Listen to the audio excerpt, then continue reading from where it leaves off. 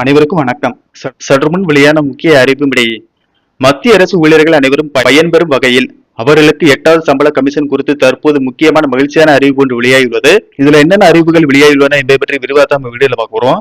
வீடியோவை கடைசி வரைக்கும் ஸ்கிப் பண்ணாம பாருங்க. வீடியோக்குள்ள போறதுக்கு முன்னாடி இந்த வீடியோ லைக் பண்ண பிரச்சனைங்க.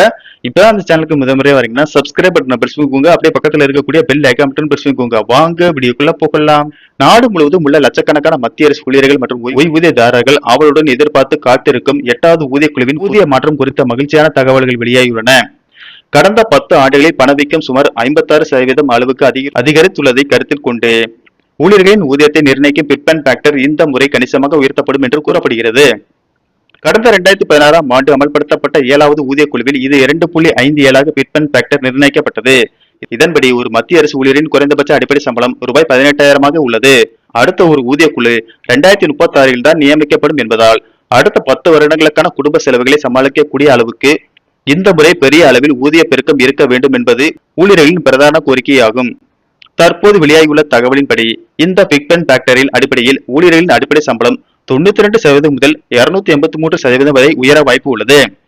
பிட்மேன் ஃபேக்டர் 1.92 ஏற்கப்பட்டால் 92% உயர்வுடன் புதிய குறைந்தபட்ச சம்பளம் 34,560 இருக்கும். 2.86 ஏற்றுக்கொள்ளப்பட்டால் 186% உயர்வுடன் அடிப்படை சம்பளம் 51,480 அதிகரிக்கும். ஒருவேளை 3.68 ஏற்கப்பட்டால் 268% உயர்வுடன் ரூபாய் 66,240 அதிகரிக்கும். ஊழியர்களின் பணிநிலையை பொறுத்து இந்த சம்பள விகிதங்கள் பெருமளவு மாறுபடும். உத்தேச கணிப்புகளின்படி லெவல் 1 ஊழியர்களுக்கு 32,000 முதல் 69,000 வரையிலும், லெவல் 5 ஊழியர்களுக்கு 53,000 முதல் 1,11,000 வரையிலும் சம்பளம் கிடைக்கலாம். அதிகபட்சமாக லெவல் 18 உள்ள உயர் அதிகாரிகளுக்கு அடிப்படை சம்பளம் ரூபாய் 4,57,000 தொடங்கி 9,57,000 வரை உயரக்கூடும்.